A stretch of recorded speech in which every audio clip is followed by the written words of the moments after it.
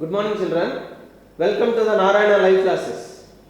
Today we are going to discuss the assignment 2 key of reproduction lesson. The topic is spore formation, lab activity and sporophyll. This assignment is for 10 marks. There are 3 Romans. In first Roman we are having objective type questions, 4 objective types. 4 halves are 2 marks. And in second Roman we have 4 very short answer questions. Each very short answer question carries 1 mark. And finally in third Roman we are having 2 short answer questions. Each short answer question carries 2 marks. Producer 4 marks. Totally 10 marks. Now let us see what is the first question in first Roman. Read the sentence and correct the underlined word. Rhizopus produces hundreds of microscopic reproductive units called ovules. Actually, first of all, we should get an idea what is rhizopus. Rhizopus is a fungi. So, fungi produces hundreds of microscopic reproductive units called ovules, not ovules, spores. Fungi produces spores. So, the answer is underlined word we had to correct as spore. Spores. Okay. Yes. Now, second question. Second question is identify non-flowering plant. That means they don't give out flowers. So, the first one is fern plant, B moss plant, C bryophyllum, D all the above.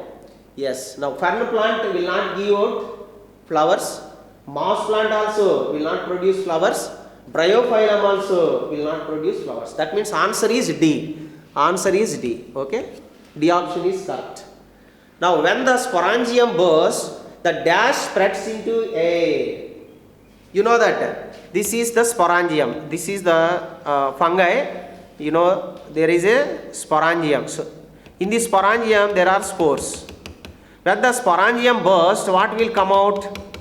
Spores. When the sporangium bursts, spores spread into air.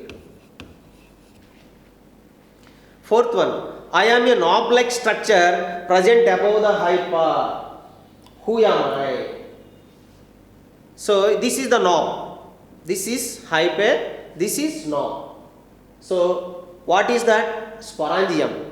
I am a knob-like structure present above the hypa. Who am I? I am sporangium. Okay, sporangium. This is what?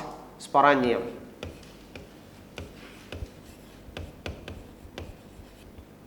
Now first Roman completed, second Roman. Let us enter into second Roman. Fifth question. What is the other name of the fern leaf? The other name of the fern leaf is sporophyll. Fern leaves are like this, no? Fern leaves are like this. So this name is sporophyll. So lower surface of the fern leaf contain brown spots, brown circular spots. We know they are called sporangiums. In the sporangium, spores will develop, but the leaves are called sporophyll. Fern leaves are called sporophyll. Right. Sixth one. Which people should not conduct lab activity with bread mold?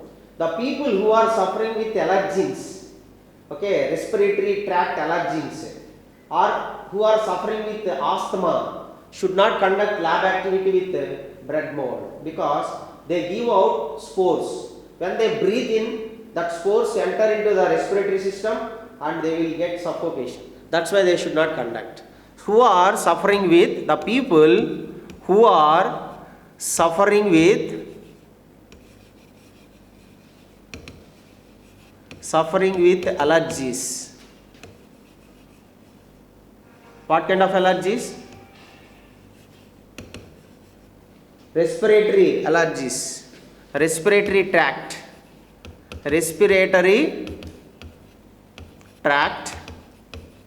and also asthma, severe asthma.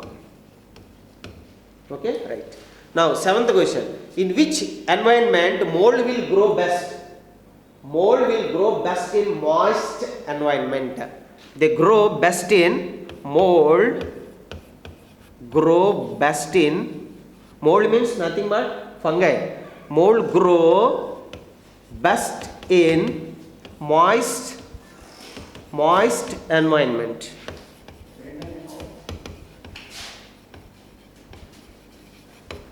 Now let us see eighth question. What is hypa? This is a thread-like filament of a fungi is called hypa. This is thread-like filament. So you know that there is a knob-like structure above the thread-like filament. It is called sporangium. Hypa is, what is hypa? Hypa is nothing but a thread-like filament of a fungi. Thread-like filament of a fungi or mold. Now ninth question, third Roman, ninth question. What are the conditions required for spore germination? You know, when the spores, you know that spores bear, sporangium bears spores. When sporangium bursts, these spores spread into air. They fall in different places. If they fall on the land, they fall on the food material and different vegetables, different places they fall. And when they find damp and warm conditions, they grow best. That means the spores germinate in damp and warm conditions. Damp and warm conditions. They grow best. Okay. So now let us see 10th question, last question. How can you make mold to grow on blood slice? We have to select one soft blood slice and keep it in the air for 1 hour, so that it will be exposed to the contaminants present in the air.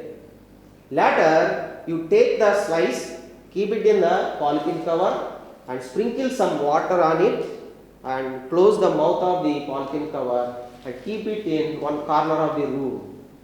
You can find some molds growing on the bread slice after 1 day or 2 days.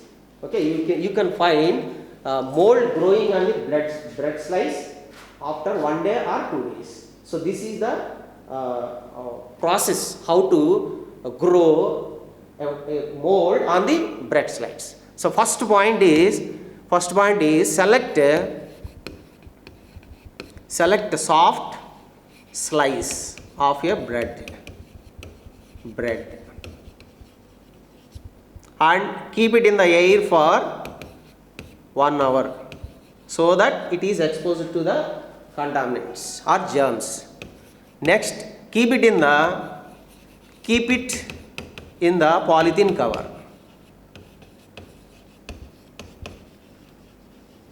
Keep it in the polythene cover and sprinkle water.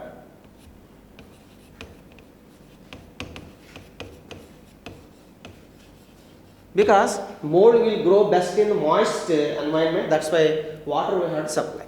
Next, third point is close the mouth of the polythene cover and keep it in the corner of your room. Close the mouth of the cover and keep it in the corner of